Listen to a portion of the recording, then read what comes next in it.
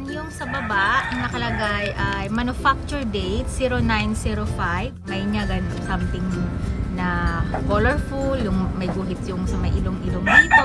So, nabili ko siya ng worth of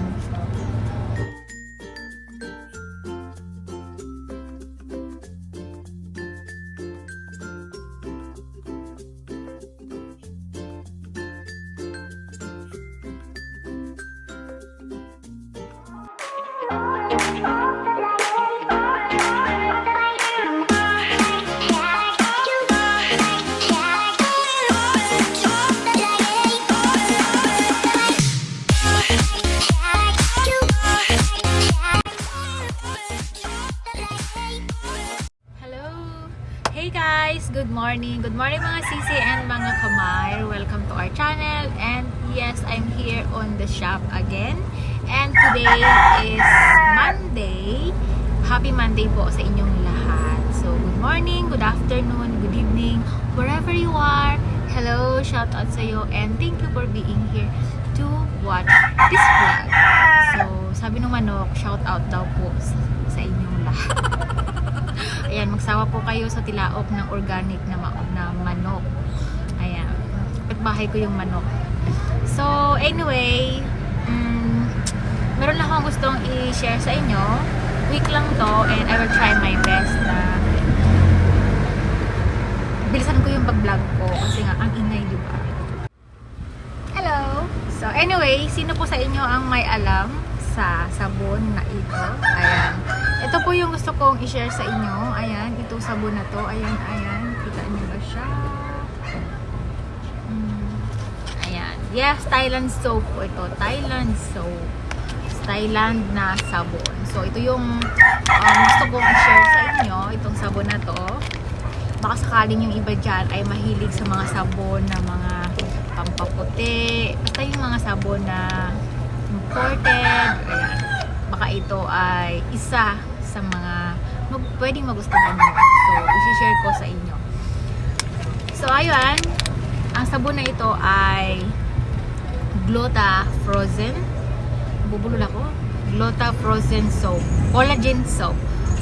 Glota Frozen. Nakalagay dito. Frozen Collagen Soap. 2-in-1 whitening times 10. Grabe. Times 10 daw. So, hindi pa ako nakakagamit nito. Gusto ko lang i-share sa inyo yung first impression ko about sa sabon na to. And gusto ko siyang i-share sa inyo. Which is, eto na nga. Ayan. Frozen Collagen Soap 2-in-1 Whitening times 10. So, yung kiniklaim niya ay times 10 talaga. Pero maraming fake nito. So, mag-ingat kayo lahat. So, disclaimer, this is not sponsored. So, gusto ko lang i-share. And nakalagay dito ay open here. Tapos Thailand na words. Ito Thailand na words. Tapos yung likod, ayan. Glota Frozen. Tapos nakalagay dito yung Frozen Collagen Soap. Ayan. Kita nyo? Tapos yung dito, puro Thailand siya. Pero hindi ko siya mabasa.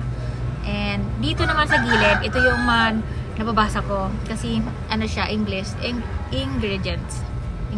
So, nakalagay dito collagen, glutathione, honey extract, glycerin, sodium, alpha-arbutin, vitamin C, wow, vitamin E,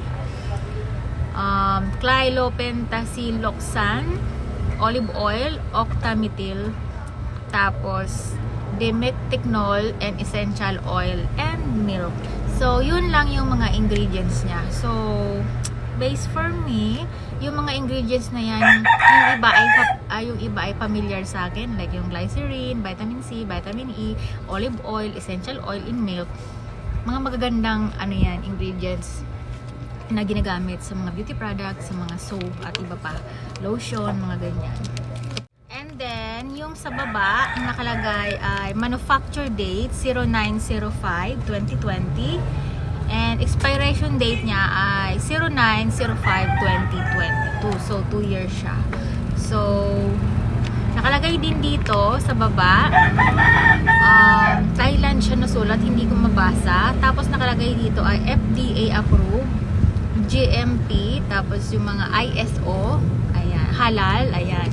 So, yun lang yung mga nakalagay. So, be careful po kasi marami po itong mga fake, as in kamukhang kamukha po nito.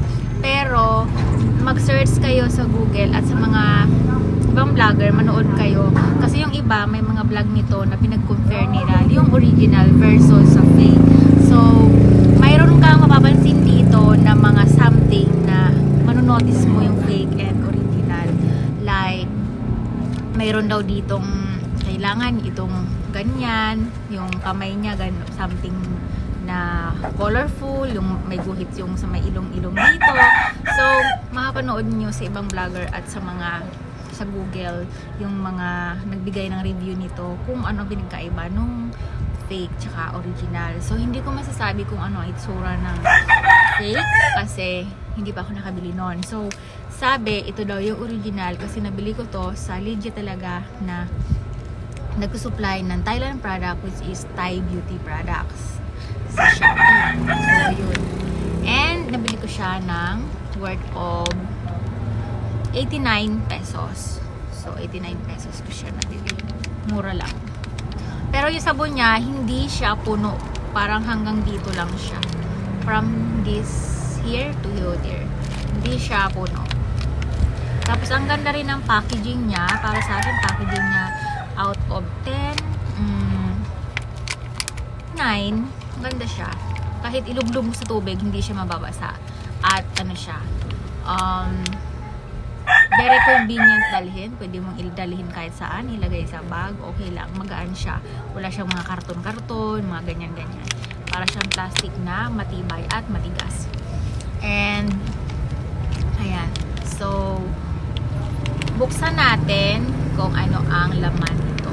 So, buksan natin. Ayan. Ayan ang bango niya. Grabe. First time ko tong gagamitin. Napakabango. And then, when you open it like this, oh, tara. So, wala na siya. And, as you can see, double yung packaging niya. Ayan. Aside from this one, naka-plastic pa siya. And, fully sealed talaga.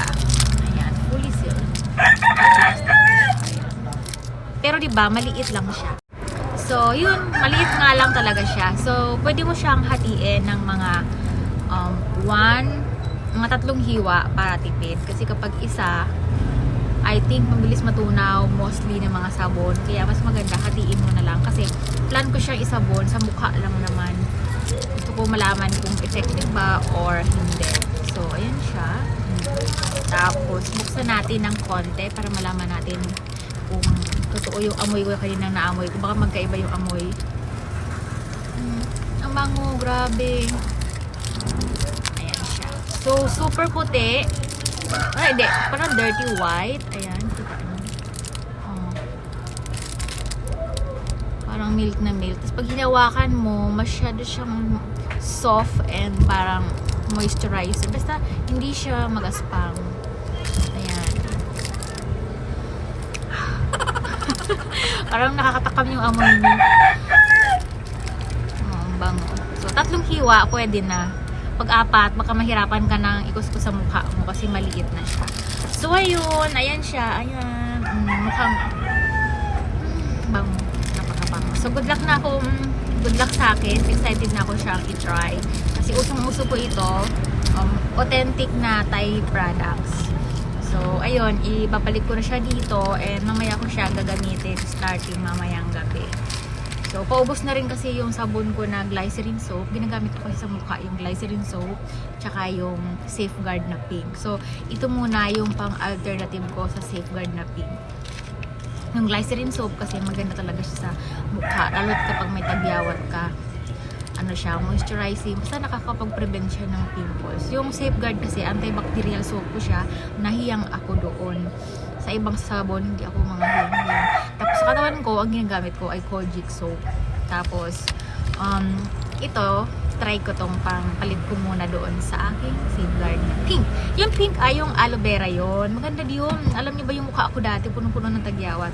Dahil sa Safeguard na pink na pinag-recommend sa akin ng kaibigan kong may shop dati, last 2 years ago, ayun, ginamit ko siya and effective nga siya. Tapos yung glycerin na lang yung parang moisturizing ko para mas maging soft yung sa mukha ko.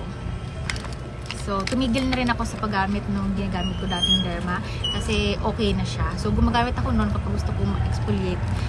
Tsaka ako bumibili noon kapag gusto kong mamalat yung mukha ko kasi nakakapamalat siya. So, humaba na yung vlog ko. Ayun. Ito yung Frozen Collagen 2-in-1 whitening 10 times. So, authentic na product ng Thailand. Nabili ko siya sa Thai Beauty Shop. Ayan, sa Shopee. So, ayun. So yeah, that's it for now my vlog everyone. Thank you for watching and shout out sa inyong lahat. Always remember, live the life to the fullest, love yourself, be yourself, and be happy always. So once again, disclaimer, this is not sponsored. Gusto ko lang po i-share sa inyo yung it's all about dito sa Frozen Collagen Soap na 10 times whitening. So, for those na have mga questions, please don't forget to comment down below and sasagutin ko po kayo as much as I can. So, for now, have a nice day everyone and mag-ingat po kayo lahat palagi and see you on my next vlog. Bye-bye!